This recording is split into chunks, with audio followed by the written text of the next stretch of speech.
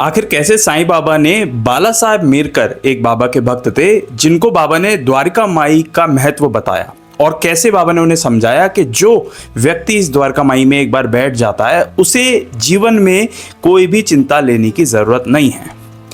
ये कहानी है बाला साहब मीरकर की। बाबा के एक भक्त भी थे, पेशे से मामलतदार थे, कोपर गांव के। मामलतदार यानी कि एक ऐसी पोस्ट होती थी जहां पर गांव वालों का रजिस्ट्रेशन, सर्टिफिकेट, टैक्स कलेक्ट करना जो है काम रहा करते थे मामलतदार के।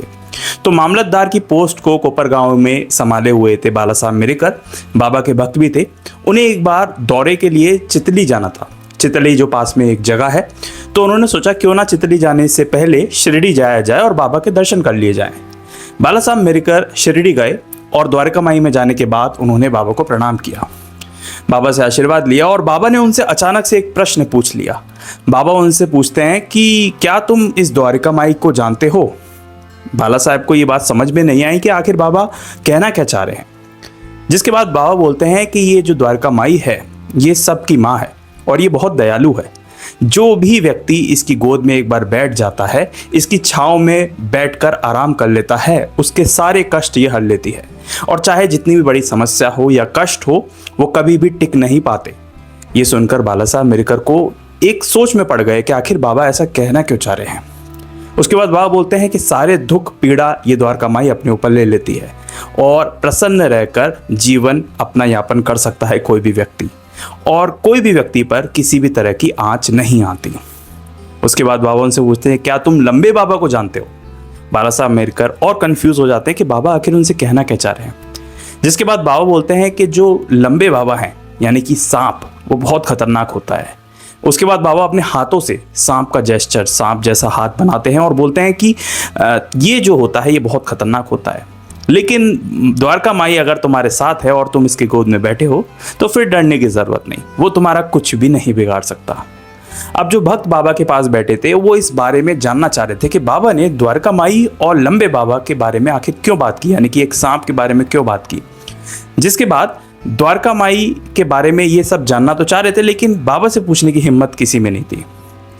कई सारे भक्त जो थे वो इस बात पे चिंतन कर रहे थे। उसी बीच में बाला साहब मीरकर ने बाबा का आशीर्वाद लिया और द्वारका माई से बाहर निकल गए।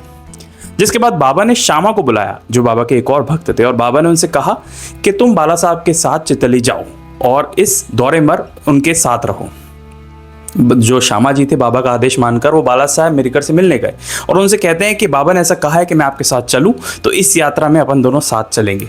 जिसके बाद बाला साहब मीरकर सोचते हैं कि तुम्हें जाने की ज़रूरत नहीं, तुम्हारा कुछ काम नहीं, मैं जाऊंगा अकेले और उस काम को समाप्त करके कोपर गांव लौट जाऊंगा, इसलिए श्यामा तुम चिंता मत करो, मैं चला जाऊंगा।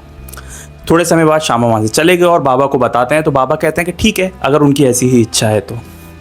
बाला साहब मीरकर ने सोचा कि बाबा ने भेजा था तो कोई ना कोई कारण जरूर रहा होगा। जिसके बाद बाबा जो हैं किसी भी कारण के बिना कोई बात नहीं कहते।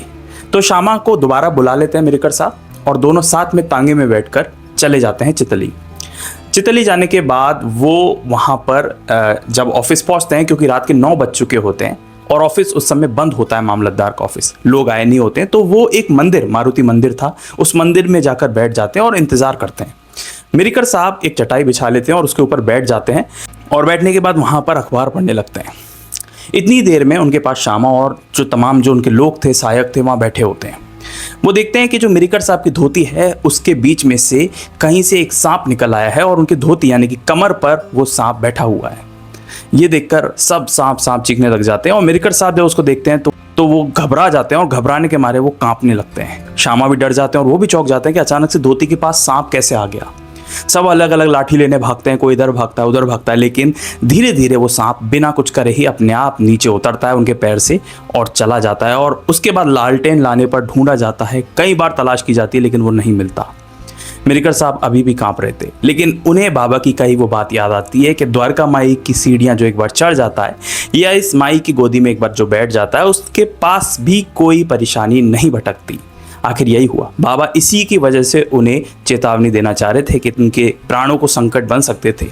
लेकिन द्वारका माई में जाने के बाद जब वो वहाँ बैठे और बाबा का आशीर्वाद लिया तो कहीं ना कहीं ये संकट भी टल गया। और बाबा ने एक बार और बताया कि जो भी भक्त श्रद्धा से द्वारका माई में बैठता है वहाँ पर उसके बाद उसे कोई भी चिंता लेने की ज़रूरत नहीं है।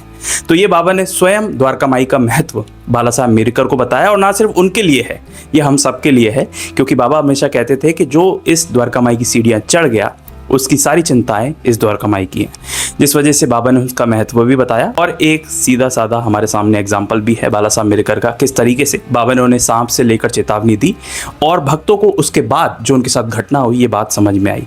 तो बाबा हमेशा जो भी कहा करते थे उसके पीछे एक बहुत गहरा कारण होता था।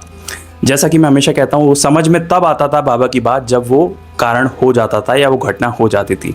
लेकिन बाबा की नज़र अपने भक्तों पर हमेशा बनी रहती है। बाला साहब मीरकर एक बहुत मानने वाले, बाबा को मानने वाले भक्त थे, पेशे से मामलतदार थे। और भी जो कहानियाँ हैं वो हम आगे की वीडियोज़ में चर्चा करेंगे। इसी तरह बाबा से जुड़ा हुआ इतिहास जो भी है मैं पढ़ता रहता हूँ, समझता रहता हूँ और अपनी समझ के अकॉर्डिंग आप तक पहुँचाता रहता हूँ। अगर आप बाबा से जुड़ना चाहते हैं या उनके भक्तों से जुड़ी हुई कहानियाँ जानना चाहते हैं तो इस चैनल को भी सब्सक्राइब कर सकते हैं। मिलेंगे एक नेक्स्ट वीडियो में एक रियल हिस्ट्री, एक नई कहानी के साथ। तब तक के लिए ओम साई राम।